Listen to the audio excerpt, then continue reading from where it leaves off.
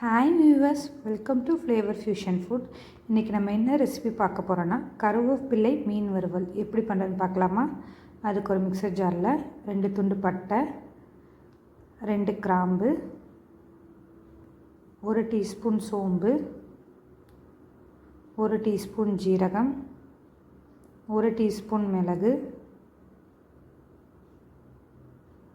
8லேருந்து 10 பல் பூண்டு, 2 துண்டு இஞ்சி, 8லேருந்து 10 வரமிளகாய், 5 சின்ன வெங்காயம், 3 கொத்து கருவேப்பிலை சேர்த்துக்கலாம். ஃப்ரெஷ்ஷாக இருந்தால் டேஸ்ட் இன்னும் ரொம்ப நல்லாயிருக்கும். ஃபிஷ் ஃப்ரையில் கருவேப்பிலை சேர்த்து செய்யும் போது டேஸ்ட்டாகவும் டிஃப்ரெண்ட்டாகவும் ரொம்ப நல்லாயிருக்கும். 1/4 டீஸ்பூன் மஞ்சள்தூள் சேர்த்துக்கலாம். ஃபிஷ்ஷுக்கு தேவையான அளவு உப்பு சேர்த்துக்கலாம். 1 டேபிள் ஸ்பூன் மல்லித்தூள் சேர்த்து மிக்சர் ஜாரில் நல்லா அரைச்சி எடுத்துக்கலாம்.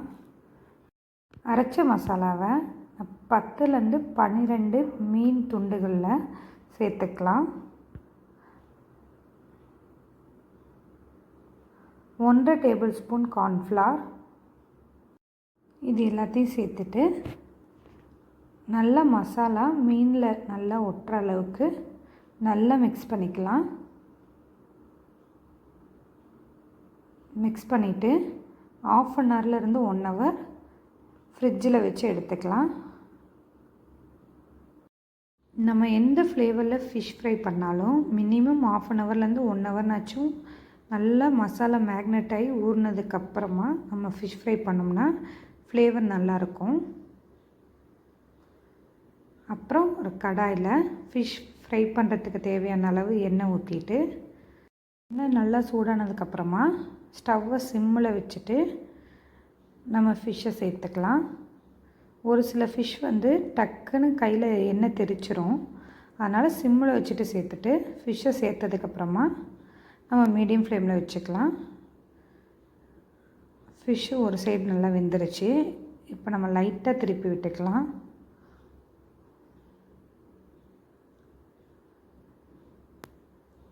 எப்போவும் ஒரே மாதிரி ஃபிஷ் ஃப்ரை பண்ணுறதுக்கு ஒரு டைம் இந்த மாதிரி செஞ்சு பாருங்கள்.